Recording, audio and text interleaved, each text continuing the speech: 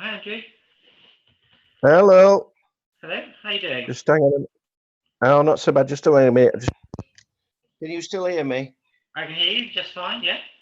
Right then. So I'm Andrew Staton. I've been an Avengers fan and professionals for absolute years. Um, I did a magazine called Bizarre, and we did 3 issues when Dave Rogers was in charge of the fan club kind of things. And Dave went away with On Tune, Stay Tuned. No, it was On Target, and then he came back with Stay Tuned because he was in touch with so many people like what you've been becoming. I sort of said, "Okay, Dave, there's no point in us both doing it. Mhm. Let's leave it." Yeah. So we left it. And then as I've got older, nice and grey hair now, you see, not like you're you're in your teens. Um, and the situation is that I saw we've got a few people, and we've been doing a thing called the treasure hunt. You might have heard of the treasure hunt, the Heard dead it. man's treasure hunt, which has been going for 30 years. I've picked it up, team together with Chris Bentley for 10 years. Mhm. And now I'm moving into another phase now, and got in with a guy called Bob Rocker, who's Yeah. an expert on professionals, and we're getting together as a team. Might be able to entice you a little bit with a smile on your face. And we need technical people. We're old guys. We need the technical guys now. And so basically, what we're doing is we're going to start a new little magazine. Mhm. And well, I'm not very good with Zoom. I'm learning with you at the moment. That's why I said you set the meeting up because I went to it just now and it went. Do you want to go to Chrome Store? What? I want to go to Chrome Store or something like that. I want to see. I want to see Philip. I don't want to go to Chrome Store. So basically, I did that. And then I thought, right, that's fine. Now everybody's been quite excited about what you've been doing, and of course it's been there. So what I thought is, you know, I'm one of these guys that I never turn young people away. I know everything. Crap. I don't do that. If somebody got something to offer us, something fresh to you, let's bring it on. It's good. Good because it's good for you. It encourages you to do what you're doing, and it gives us ideas to say, oh, that's a good idea. Let's move out that way. Mhm. Now my picture's jerking a little bit. How is it? Is it all right with you? Yeah, you're fine with me. Yeah. All right, so it's just that my little picture up here seems to be going all over the place, but not to worry. So my little intro. So in the magazine, I'm going to do a little bit about you, which I'm hoping you'll write me a little piece Yeah. to introduce yourself, and then I'm going to put this interview in, and then that inspire other people to have a go or do something or help us out in any way. So first of all, I'm going to go through certain step questions, and then they will be led mainly. I know you've done other things, which we'll discuss a little bit, but mainly what I want to discuss is how you got involved. So what was your inspiration to do this? What was called watch along, Yeah. and we'll discuss if it's all right with you the pros and cons of it. Let's be honest about it. What's been good? What's been where we'd like to change things. Mhm. So Philip, give us a little bit of an intro and say um, what inspired you to actually decide to do a watch along. Yeah. So what inspired me, I think, was well,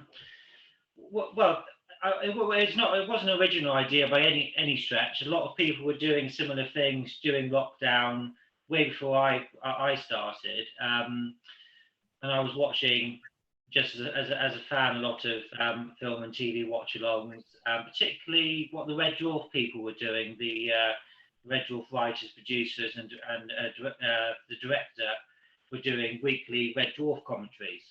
Right. Those are very good. And I think I just thought, well, why not I give it a go, because obviously there's lots of content out there on Bond and Red Dwarf and things like that, but not Yeah. much about the series that you and I enjoy. So I thought, well, why not sort of try and do some things on Superman and Star Wars and the Yeah. Avengers and stuff. So that's kind of how the idea came about, really. Okay, so when did you really start this? Was this did it just start in lockdown, or was your first ones that had you done before? Because you've got you give us the title of your watch along. It's not actually a sort of like a thing. You've got a nice it's a kind of a nice name to your the link. What's it called? Yes, Something to do with. it's called Lives in the Pictures, and that's so because obviously it covers TV and film, and it's very much about the lives of the people involved. So I thought that Yeah, yeah, that's nice. Yeah, yeah. and So and so basically, so when did you start it really? well, I suppose the genesis of it all was probably a few years earlier, because amongst other things, I'm a big James Bond fan, and Yeah. um, there's a company called Bond Stars that do events at Pinewood Studios every year. James Bond conventions. It's about 150 Mm. each time, sort of nothing like the massive conventions that you get these days. But with the popularity of Bond just going skyrocketing around the world, it's been very difficult to get tickets to these events, and they've been doing ballots for the last few years. And for whatever reason, I just haven't been lucky enough. So after a few years of that, I think it was back about 2016, I thought, well, if I can't, you know, join in, why don't I do my own content? So Yeah. that I thought, well, why don't I do a little event just for fun, for family and friends? And I'll even write a program, put a goodie bag together. I'll make it very much like what they do up at Pinewood. And one of the ideas was to get an interview for the little magazine that I did from someone involved in the behind the scenes of the Bond films. And I approached a gentleman called Terry Bamber, who was a production manager on several of Daniel Craig's films, but also Pierce Brosnan. And he very kindly did a little interview with me over email. If he had said no, the idea probably would have just sort of died a death right there and then. So from there, I did another one, and then it got more ambitious. And then, because when you approach people, you get very few responses, unfortunately. So if you send off 10 emails to agents or people's websites, you might get two or three back. So I Right. sent a lot out, and what happened was, very fortunately, I got loads of replies back. So Oh, look at you. build up, I started to build up a little archive, and then I did certain interviews over the phone, and built some contacts up. So when it came to doing my Zoom events, I already had, to some extent, a library of contacts that I could Wow. call from. So it kind of set it up quite nicely, really. Excellent. Excellent. So what was your first one you ever did? What was the first one you put out there, and how did you advertise it? How did you get, what was your aim, and how did you get out there to promote what Yeah, you were doing? Because if you do it with us, as you can see, when we do new Avengers and Professionals, people go, oh yeah, we know what we're going for, we know what we're buying. With you, it's sort of like, well, what are we buying into here? You know what I mean? It's got no particular tag. So who did you aim at, and where did you put your adverts, and who was your first guest? yeah. My first guest was a guy called Martin Aisbury, who is a storyboard artist, and I was in contact with him with no intention of doing a Zoom event at all. I was just going to do a traditional interview, just over the telephone. Just and I'm a big Superman fan, so I wanted to do Superman 4, which has a quite fantastic odd history of sort of budget problems and all sorts of things. So as a film, an amateur film historian, it's quite a meaty film to sort of get into. So I wanted to talk to Martin about that. And I think as we were having our preliminary discussion over the phone, I said in the back of my mind, I'm thinking of doing some sort of a live event for people online. Would you like to do that with me? And he said yes. And so it was never intentional, So we did a watch along about Superman 4, and he did storyboard artist. He also did some directing, and he did some models, and he worked on the main title sequence. That's what he did, you know, the credits. But it wasn't the smoothest event, unfortunately, because like you, it took me a long time to work out how to use Zoom, particularly when you get just to work out the packages you need to buy in order to get all the things. Yeah. So it took about 2 weeks to sort of bore my family to tears, just with constant sort of rehearsals and things like that. And on the night, my webcam, well, I've now got an external webcam, but my webcam froze.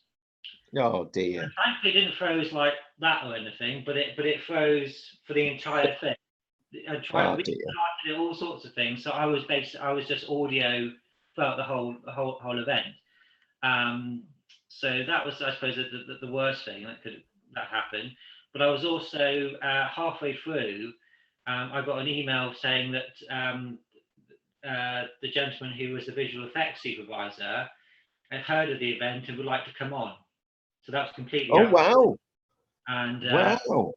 So I got him on, and he was a very famous, amongst other things, very famous matte artist. So when you paint on glass, and you things like that. And his father was a guy called Peter Ellenshaw, who worked a lot for Disney. He did pretty much Walt Disney's go-to guy when it came to sort of to matte paintings. And he also and so his son Harrison was the visual effects guy, and he also did a couple of Star Wars films. So of course, I asked him, could we do some Star Wars events? You know, just assuming he'd probably say no, but he didn't. So from that sort of chance encounter, we did the first 2 original Star Wars films. So in terms of what I pick, it's kind of like that. It's complete luck of the draw of someone coming on you didn't even expect. So it's kind of been quite organic in terms of the subjects I've picked, because the person I've been in contact with, the person that gets back to me, happens to be in this. Yeah. So kind of how it happens, really. Good. So again, how did you promote it? How did you promote? So say it was Superman. So did you aim on Superman websites or Facebook pages? I have tried for James Bond events I've done, tried to email websites, but that doesn't really seem to get anywhere.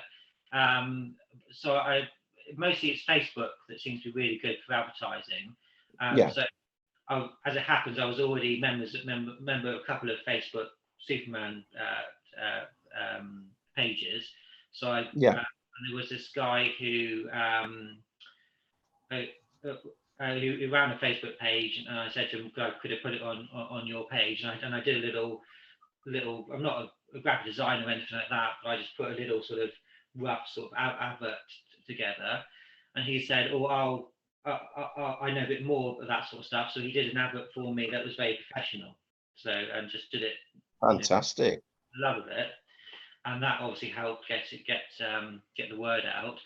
And I think when I did a Superman event later on, there's this podcast run by Superman homepage, and they promoted the event as part of that. But it's mostly Facebook pages really that, and I've got an Instagram account as well. I think that gets a few people, but mainly it's Facebook. So which sort of like because you've done quite a few which has had links to the Avengers and New Avengers and I don't think you've done anything to do with Professionals at the moment, have you? Yeah, no. Okay. So well, we might come to that. We might have a sneaky thing there. So which did you do, Avengers or New Avengers first, and who was your first guest to do with the Avengers, and when was that around? I don't want you to give me specific dates if you can't remember, but you know, when did you first do your Avengers event, and what inspired you to do that? You know what I mean? So again, it goes back to well, probably during lockdown, but before I started to do the Zoom events, I had interviewed Ray Austin over FaceTime. and also a lady called Renee Glenn, and she was the script supervisor on the new Avengers, the first season. So let's take a step back. So why had you interviewed Ray Austin? What was your aim with that? If you weren't doing a watch along? It was for these family and friends events that I do. So it started out as Bond events, and then I thought, well, let's make more work for myself and let's do different sort of themes. So I did a Superman event that went very well, and I thought with Ray Austin, he directed The Return of the Man from U.N.C.L.E., and because I'm getting a big U.N.C.L.E. fan, right? So I interviewed him for that. For Return of the Man from U.N.C.L.E. Yeah, nothing to do with the Avengers. No. Big fan, love it. And I think originally he wasn't that interested in talking about the Avengers because I think he's done it to death. And originally he said, well, he sent me 2 DVDs of interviews that he did for various things, just no charge at all, just which is very kind of him to send them to me. And that was kind of all he was going to do. And I said, well, because when I approached him, I said, I'd like to talk to you about U.N.C.L.E. and the event, because I like to talk about quite a broad number of subjects. And I said, well, could we do something in depth on Return of the Man from U.N.C.L.E. because it's not something that he's always asked about. So I did that, and very little Avengers was covered in that conversation. And when it came after I did the Superman event was, so successful, I then would start to get in contact with people that I'd interviewed previously, including Ray, and said, "Oh, would you like to do an Avengers?" But I think the first one I did was with Renee, and we did the Eagle's Nest. That was our first one we did. And so tell us a little bit about how you got in touch with Renee. Well, Renee I met at a convention in London, Westminster Hall, just opposite St Paul's, not St Paul's, Westminster Abbey. Yeah. I think about 2016, because she's fairly famous for doing a couple of the Hammer horror films. And they get quite a lot of Hammer related guests at these conventions. But what I was interested in was that she was the script supervisor for Casino Royale, the David Niven film. So that drew me to go up and say hello to her. And we hit it off quite nicely at the convention. And then when it became time to plan some of my private events, I asked when they would like to do something. And up to that point, I'd only done just emails back and forth, just answering questions that way. And she said, why don't we just do something over the phone? So that was, again, the introduction to doing things more personally. And we talked about Casino Royale, but also then the new Avengers as well. So I think she was always quite top of my list in terms of doing an event. And I think I've done 4 or 5 events with her. Wow. So what did you cover in those 5 events? Because one of them must have been the new Avengers. What was the others that you did? So we did the Eagle's Nest, which I think is my most popular event actually in terms of views. I think I've got over 460 views on YouTube. And then we did the Last of Cybernauts. And we wanted to do 2 because, first of all, she had obviously very strong memories of being up in Scotland doing Eagle's Nest. But we wanted to do Last of Cybernauts mainly because if you remember when the Cybernaut attacks Purdy at the end of the episode, and Purdy is this sort of stand thing that's got some flowers on top of it. Well, Renee had one of those. She was given one of the, it was a breakaway, so God knows how she's kept it in perfect condition all those years since, but they didn't. They said, "Oh well, we just chuck it in the bin. Do you want it?" And she took it away. So we wanted to show her prop as part of the event. Well, the only one that exists, I would have thought still. That was why we wanted to do that one, and then we did Casino Royale. And one of the people watching along for that was a guy called John Cork, who did an awful lot of James Bond commentary tracks and books. So I was a bit nervous having him watch along and think, if I make a mistake here, he's going to know if I get something wrong. And he was very last minute registration. So I was like, cool, I haven't done enough research. And strange enough, that as he emailed me, I was listening to his audio commentary for Casino Royale, trying to get some. So it was quite, a bit sort of deer in the headlights sort of thing. At that level involved. We also did Cat Weasel, the Jeffrey Dunn TV series. Did a lot of those. And did we do anything else? I think that's what we've done. Yes, we've done four events. So and okay. Yeah. Yeah. So let's move to Ray. How did you get in touch with Ray? I'm well impressed you got in touch with Ray. Very impressed. Go on, tell me everything. It took about 2 years. Wow. Yeah, I approached him. I managed to get hold of his, not necessarily agent, but more sort of an assistant via email. And initially, when I got in contact, Ray was very busy, and then he wasn't in best of health. I think he just had, like a long-term sort of nothing serious, but it just prevented him from doing sort of too much. So a lot of issues with timing, and just being persistent and just checking in every few months or so. Eventually, definitely a year and a half or so went by since that initial attempt. She said, "Oh yeah, these are Ray's details.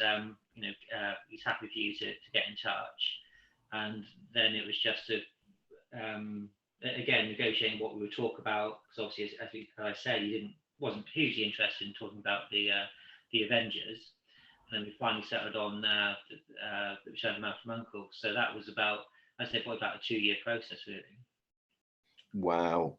And so when did he actually agree to do his first watch along with you?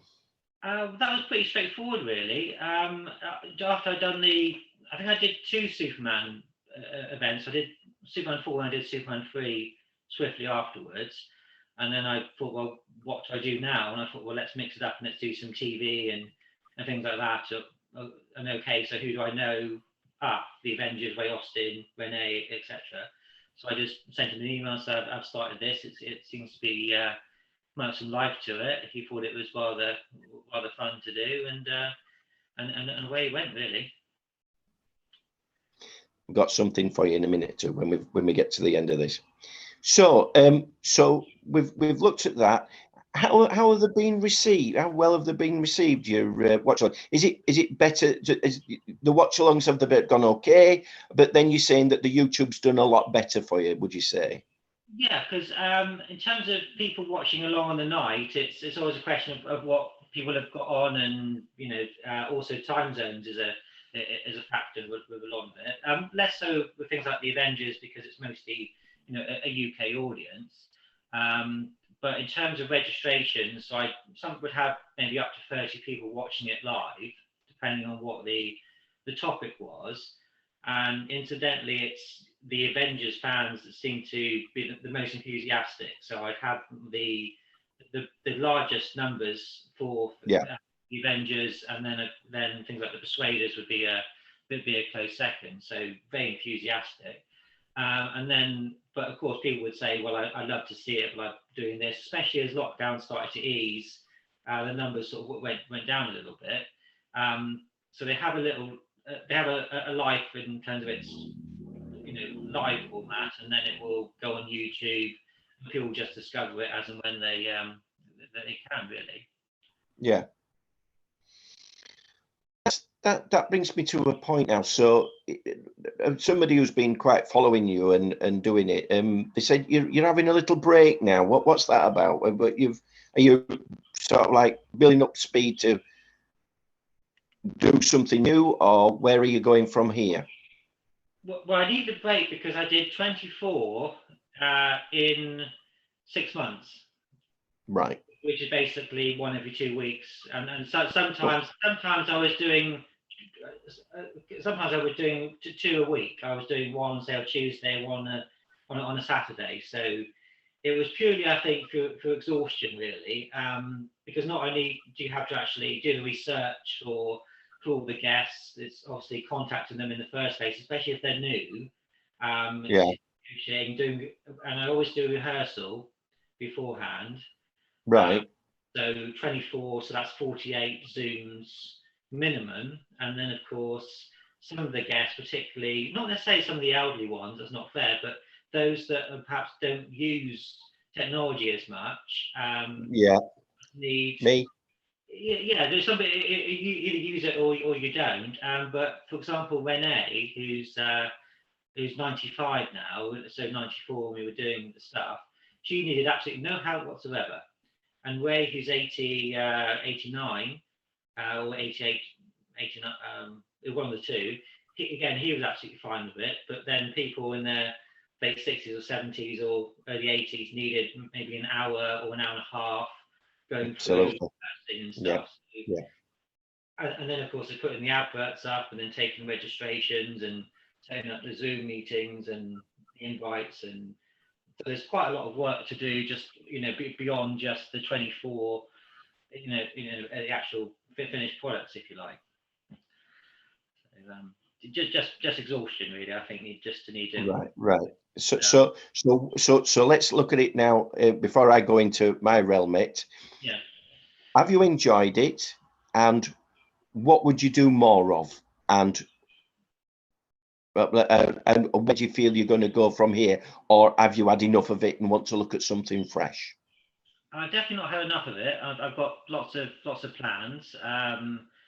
I've got, well, I can talk about what I've got coming up a bit later, perhaps, but I've enjoyed it all, really, and I think because it's been such a wide number of subjects, you haven't got into this situation where you get tired of talking about this one particular show or film, because I think no matter how much you're interested in something, there comes a point where you need to go and do something else. So because it's been so varied, I've always been sort of very interested. And I think the best thing about interviewing people is you obviously getting the comments that you want on the subjects you want, but also the stuff that you didn't expect to hear.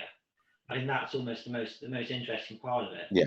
And that's why a lot of my events are so long. If you go on YouTube, there's 50 minutes episodes, and the runtime is 2 hours or 140 minutes. Or I did an event last Sunday for half an hour. We were just going through some deleted scenes of Superman. Nothing dramatic. 30 minutes of scenes. The entire run of the conversation was 2 hours 40 minutes. Wow. And that was the edited version that I've just taken a bit off, so it wasn't too much longer than that, but they tend to go on quite a lot. Did you find that people stick with it for 2 hours, or did it start dropping off a little bit? I'm kind of not so worried about that, really, because obviously you can just pop, well, if you're watching it on YouTube, because the one I did on the weekend was just me and him, and then it's going to be released on YouTube. It wasn't never designed to be a live event. I've done a couple that weren't designed to be live. So if YouTube, people can just fast forward the bits they're not interested in, because not everybody's going to be interested in everything that's covered. It's there if people want it. If they don't want it, fine. You just get what they want out of it, really. With the live stuff, I try and cover specifically of the episode or the film first, and then we might then go off into different tangents. And then if people want to start sort of dipping out, then that's fine. So I'd like to cover too much than too little. Okay, and so where are you going here, or is it, are we sort of loose lip sync ships? We're just playing on working towards some other, or have you got specific areas you want to work on? Well, I've been doing something quite different recently, in that I've been doing an interview with a gentleman in person, and he lives in London, or just outside London, and I live down in Exeter. So it's it's 2 hours each way to go and see him. And I've seen him twice, and I've just recorded him very much like Zoom, but just live. So I've done a video interview with this guy called Vernon Messenger, and he's a sound editor who worked on some of the Bond films and quite a few other credits. So that's something I haven't done before, is actually go to somebody's home and interview them sort of one-to-one. So whether I could do more of that, I'm not sure. I did have the good fortune to go to a lady's home called Nikki Vandersil, and she was the voice artist who revoiced a lot of the Bond girls from the 1960s. She was the voice of Ursula Andress in Doctor No. She actually did all the female voices in Doctor No apart from Lois Maxwell. Just to ask a question here, I thought, maybe I'm wrong, and you being a Bond professional, I thought the lady who was in Bless This House doubled Ursula Andress' voice. Who was that in Bless This House? I'm not so sure. You'd have to look it up, but I know she was the lady with Sid James in Bless This House, and I remember there was an interview on on television, and she said, "I don't have many credits, but I voiced and my voice is Ursula Andress' voice in Doctor No," and that was the lady who was in Bless This House. I don't know what her name is. That's the lady was there. Well, she's been in an awful lot of other things, comedy kind of stuff. But it was just sort of like, you did at that point, it shocked me because I didn't know that she'd actually, I always thought it was Ursula Andress' voice. I never knew that she couldn't speak a word of English, and I didn't know that Gert Forbes couldn't speak a word of English neither. You know what I mean? So, there was all that sort of stuff. But yeah, I just wondered if, well, it's just something that you maybe want to look into. Maybe I'm wrong, I don't know, but it's interesting. I'll have a little look. But certainly from what she told me, and also watching Doctor No, listening to the vocal performance, you can tell it's because what I was struck by when I met her, she had a little intercom at the bottom. She lived in a little block of flats, and when her voice came back to let me in, the voice was exactly the same as it was in the 60s, even though she was, late 70s at the time. So it's a very distinctive voice that she has. So I will look into that a bit more. It's maybe possible that sometimes more than one person does revoices.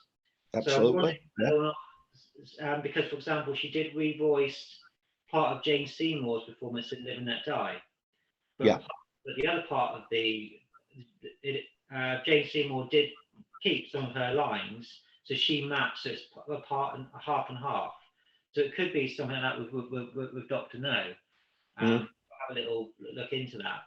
But when I saw her, that was more of a because I approached her originally saying, could I get some stuff autographed from you?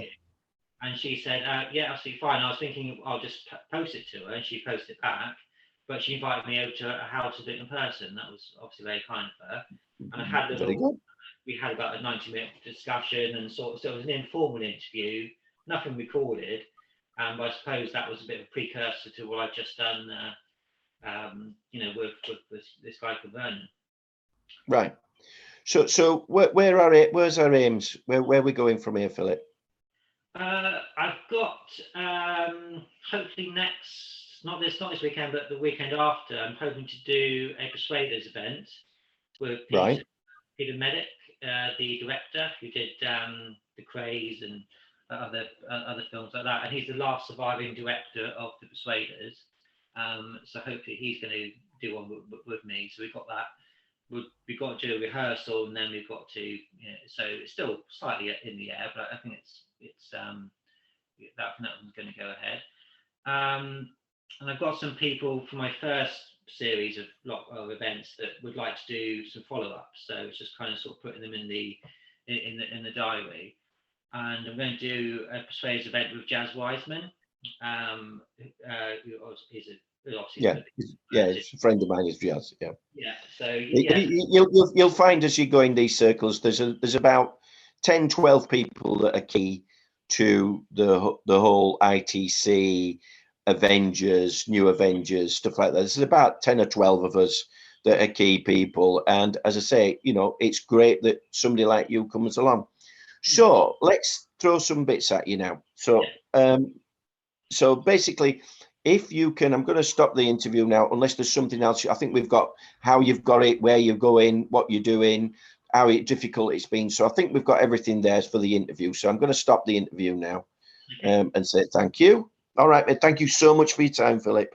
Right, thank you very much. Nice talking to you. All right, mate. All right, mate. Bye-bye. Bye.